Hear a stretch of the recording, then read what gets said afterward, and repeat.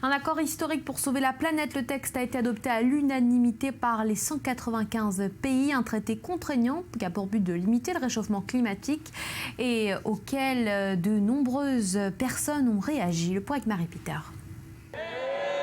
Jour de gloire pour Laurent Fabius. Sollicité par de nombreux fans, le président de la COP21 signe des autographes et pose volontiers pour la photo souvenir. Si la majorité des ONG ont salué l'élan impulsé par l'accord de Paris, toutes s'accordent sur un point, ne rien lâcher et surveiller que les flots de discours verts prononcés lors du sommet se concrétisent bien en actes politiques forts, un leitmotiv répété à travers la planète et notamment dans les rues de Seattle.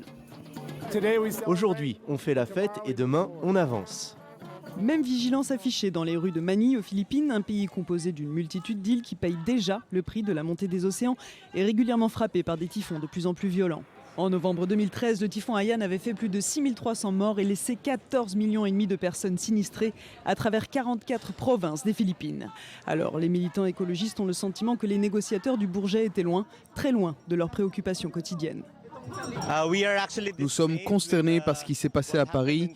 Les intérêts de pays comme les Philippines n'ont pas été exprimés de manière adéquate, laissant les décisions à des pays qui n'ont pas d'objectifs bien définis.